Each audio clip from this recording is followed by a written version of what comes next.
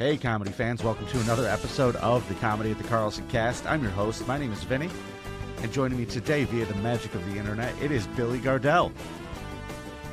Today's episode and every episode is brought to you by Comedy at the Carlson, the only place you're going to be able to see Billy Gardell perform 5 shows, April 10th through 12th. You get your tickets for those now at carlsoncomedy.com. I recommend you do.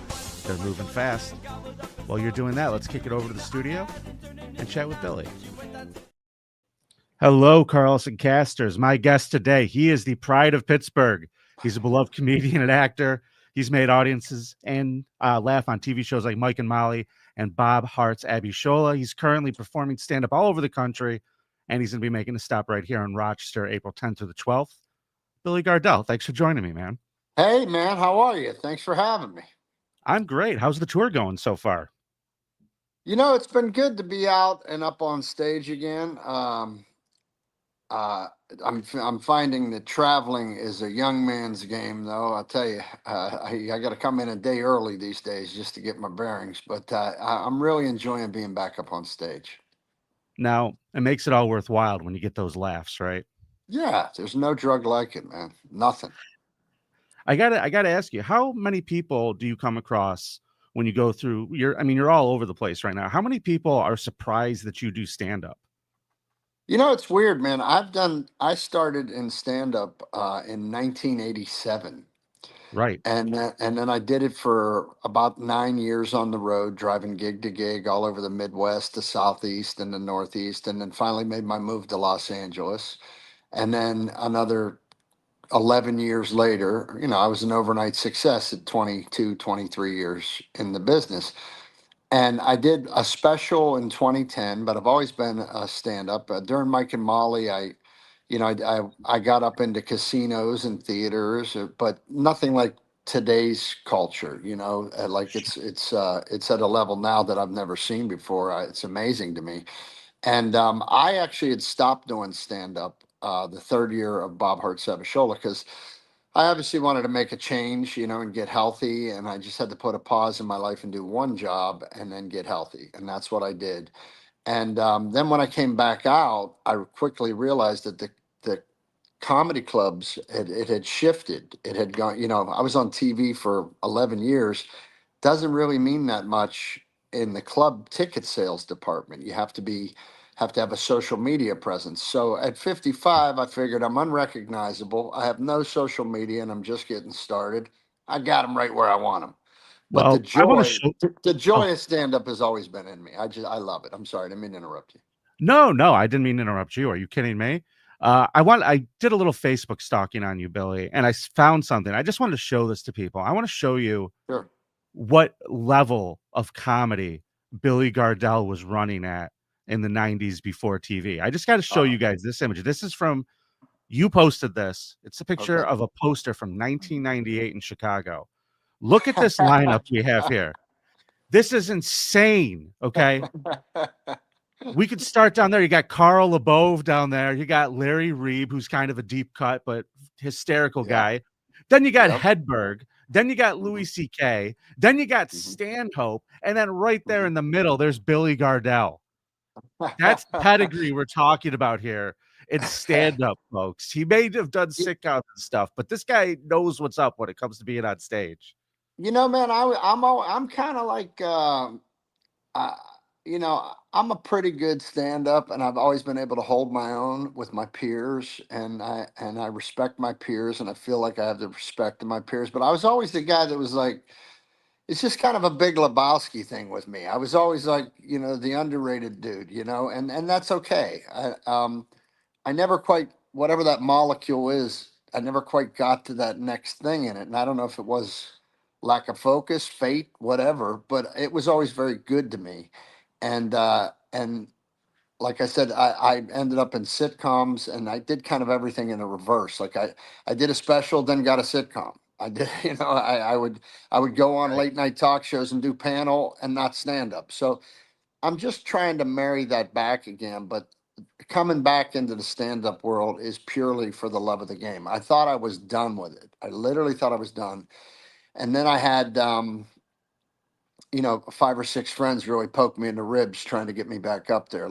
Jay Leno and Christopher Titus and Steve Byrne and Alonzo Bowden and Ian Bagg and Ryan Reese. These guys are like, "What are you doing? What are you doing? What are you doing?" And I guess it's once a stand up, always a stand up. I took my wife to go see Ian Bagg, and he was having one of those nights where you just slaughter the audience. And man, I felt that twitch, and I We thought, just had uh, Ian through here. That guy's a killer. He's absolutely he's phenomenal. and a great guy, man, a great guy on top of it. And like I said, I've always had great peers. And like that lineup in Chicago, we called that show Murderers Row, and it was an honor to be in there with those guys. But um, yeah, I got that itch again, and I just thought, I'm going to mess around with some open mic nights in LA and just see if there's anything left in the tank. And man, I got it. It once I went up and you know you got to, after 3 years of not doing it, you're not going to come off the bench and throw touchdowns. So I had to Sure. take a few beatings. But once that was over, I started to really love it again. And now it's just about, now I've gotten to the point where it's almost service for me. Like in the world we're living in right now, if I can make you laugh for an hour, then I think that's a good contribution while I wait on whatever's next. I think that's beautiful. It's a beautiful way of putting it. Can I ask you a question about coming off the bench, like you Yeah, said? Is sure. it hard, when you spend as many years as you are playing characters and, having to be in character and doing those things, when you come out and you get to and you have the freedom to write in your own voice, is it kind of hard to kick out of that gear? Is that kind of You what some know, of the rust was, or that's a very, very, very astute question. Stand up brought me back to who I am. It was like plugging back into who I am instead of playing a character. And anytime you're authentic, you're going to achieve some creativity. You have to take the risk of being authentic, the risk of people not.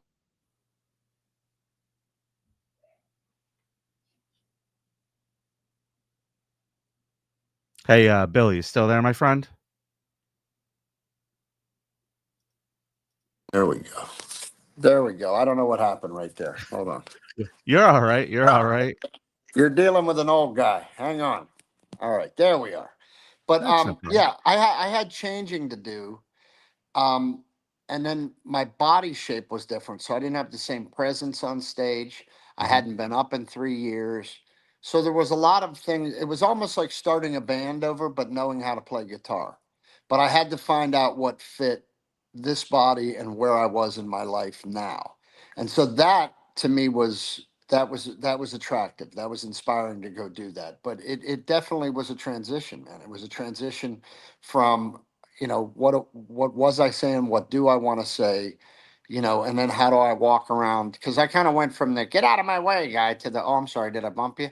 So so I had to make all those turns and energy on stage, and that's what kind of excited me about doing it.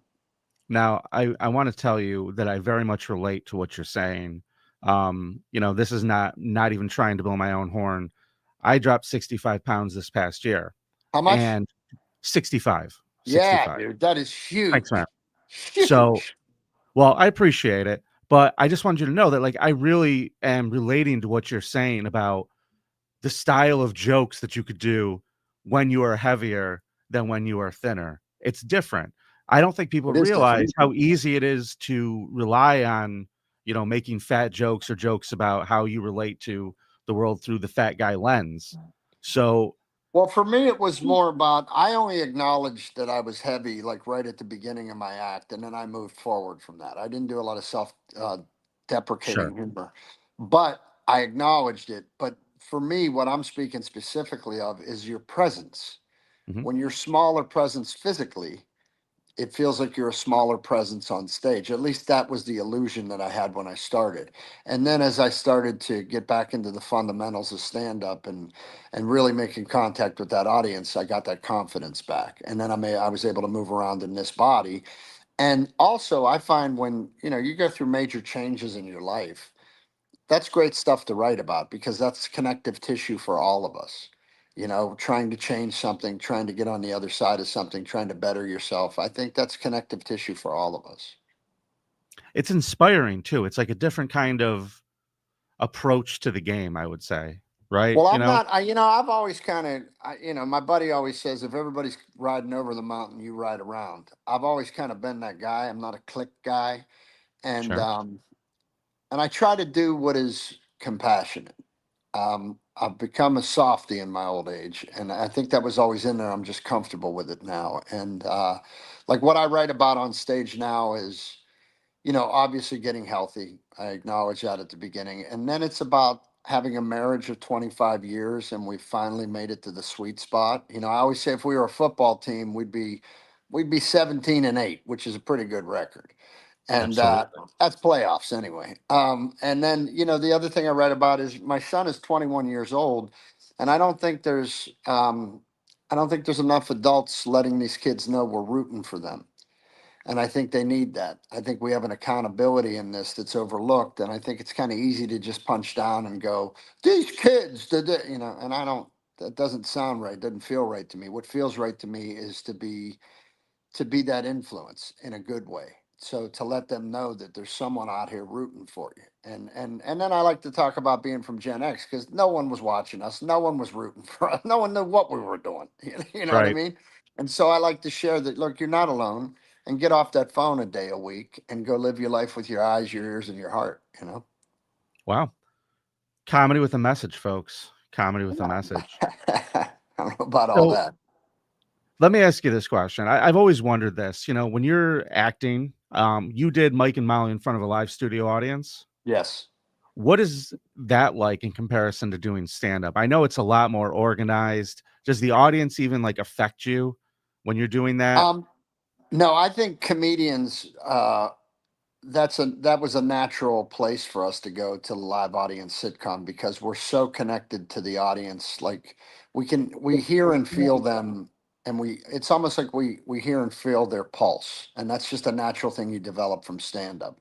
The thing that was different was when I had to play the tender scenes or the emotional scenes, and I'm just so grateful for the cast that I was surrounded by with Melissa McCarthy and Reno Wilson and Rondi Reed and Lou Mastillo. I was just around these great actors that made it very safe for me to be that open. But as far as the getting the laugh thing with the audience, that's a natural turn for a comedian. I think most So, comedians can make great sitcom actors. did you feel a difference like filming Bob Hearts Abishola without a studio audience versus having a studio audience? Yeah, 100, man, because it was just, because COVID was going on. And so, just to keep everybody employed, we had to keep the crew small. So it was just, basically the actors, the cameramen, the sound people, props, makeup, like it was just the company was in there. And we would do our scene, and the camera guys would laugh, or the crew would laugh, and hopefully where we thought we'd get a laugh. So there was a nice challenge in that too. Like, I hope we think this is funny, that's where we think the laugh is, let's hope that lands right. And somehow we were able to cobble that show together for 3 years, 2.5 years without an audience, and just try to trust each other's instincts, and it ended up working out. But there's nothing like that live audience. There's a connection between performer and audience that is in a live show. There's nothing like it. Now, so stand up helps you with acting in that particular role, obviously, because you feel the 100. connection there. Was Mhm. there anything else that maybe stand up helped you prepare for acting? I think stand up, kind of makes you. It kind of makes you. It gives you a perspective that you can't get anywhere else, and it also gives you a callus of being unafraid. Because the thing about stand up is, you go out there, you make a mistake, you have to fix it in the moment. There's no stop, there's no cut, there's no retake, there's no, hey, let's try this a different way. There's no writers rewriting it. It's you, that microphone, and the audience. And if you can do that, then if you flub a line during the show, it's no big deal. There's going to be six people there trying to fix the line. They're going to redo it. You might get a coffee. That doesn't happen Sure. in stand up, but stand up makes you bulletproof for the other stuff, I think. Do you know how amazing it would be if you messed up during your set and someone just brought you a coffee? Ah, it'd be fantastic. A little That director's chair, maybe half a cheese sandwich. I'd be fine with we that. we need a union. We need a union, Billy. I think we It'll do. never happen. Comics will never have a union. We're too unorganized. If I recall, they did try that once. It didn't go too well. Um, so you're at like this career high, and you're playing stand up all over the country. Is it weird to relate to audiences? Does it feel any different, or does it feel like just like it did back in the day, just going out in front of a bunch of people? I feel like I'm better at my craft, but it's always the same for me because because of what I talk about, Sure, and my philosophy I always start from is in this world, I think we are all just looking for a hand to hold, a roof to live under, and a job to pay for it. And I think if you start there, then you're always going to have common threads. It's kind of the classic rock mentality of stand-up. I'm not trying to enlighten you with some great message that I have, and I'm not, but shared experience sometimes connects us. And I think when we have the most common of experiences, then I think your audience is ready to go where you want them to go. sure. So in essence, I guess what you're saying is, stand up can be a lot like a Bruce Springsteen song. It takes you where it's got to 100. go, when you're driving down the turnpike. I You would just feel it. 100. I subscribe to that. Now the good thing about stand up is it's it's subjective.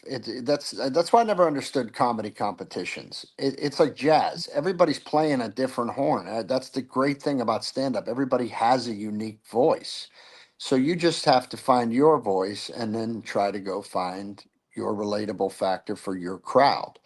And you do that by hopefully staying authentic and doing what you do. And listen, there's brilliant minds out there at stand up. I'm not one of them. I'm just I'm a ham and egger, and I write about what I know. And what I know is, I want my kid to have a world to hang out in that he's happy in. And I want to be able to bother my wife for another 20 years, and I'd like to stay alive. And I think if you keep it that simple, you got stuff to talk about, stuff we can all identify with. I really appreciate your mentality. Thanks, man. You started out in Pittsburgh. You've been all over the country. You ended up in LA. What what was like? Was there any culture shock going from that part of the country to LA for you?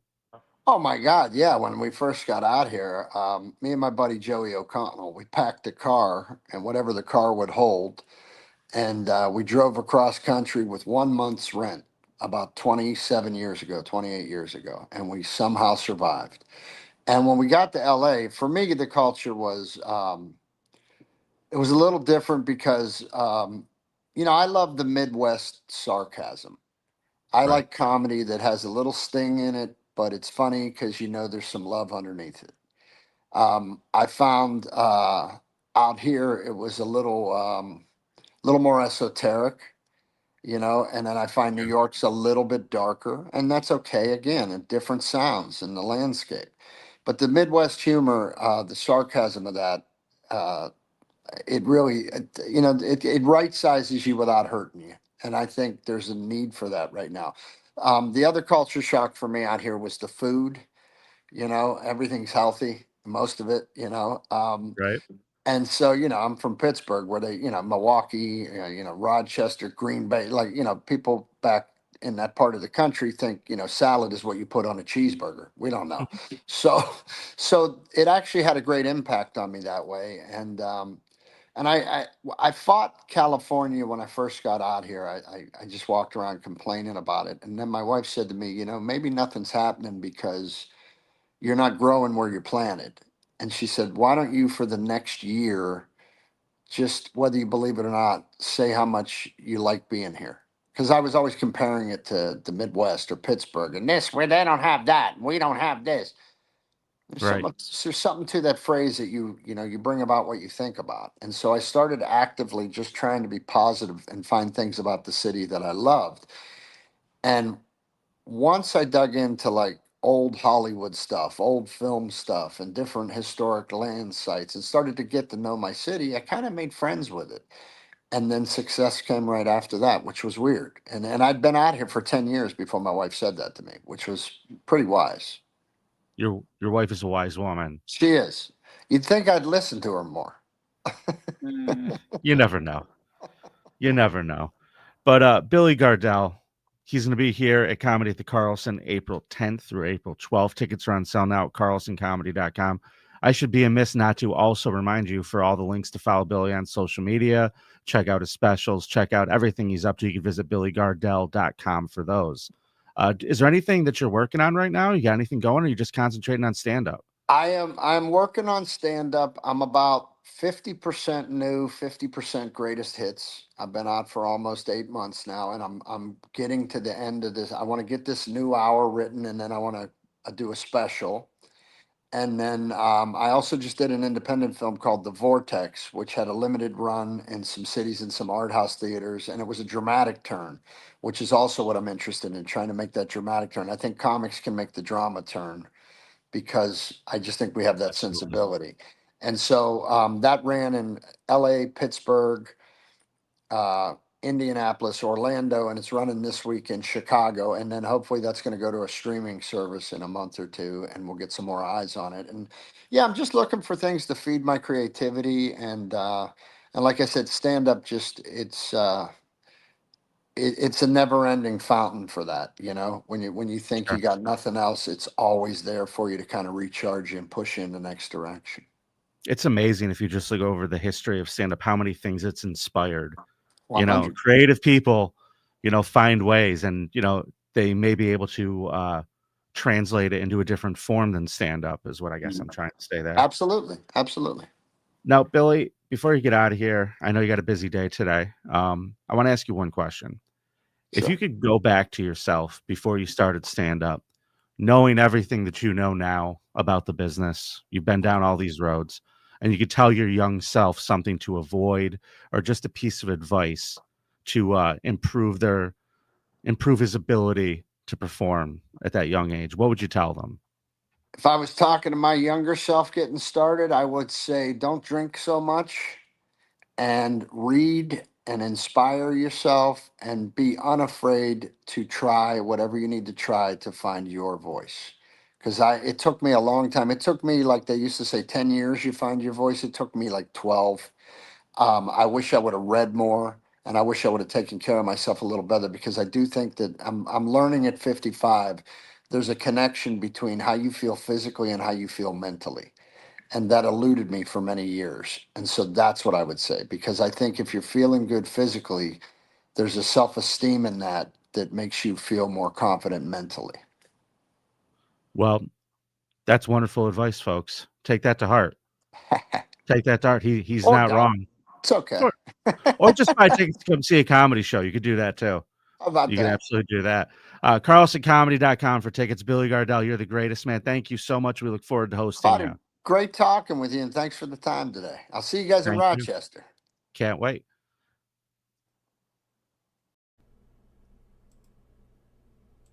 Thank you for being awesome and watching another episode of the Carlson Cast. Don't forget we're streaming live on Facebook and YouTube every Friday morning.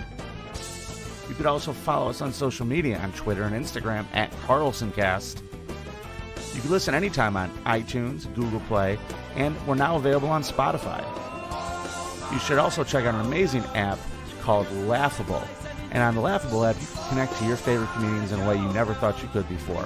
Download it in the App Store and visit carlsoncast.com for information on more shows. And don't be a jerk, rate and review.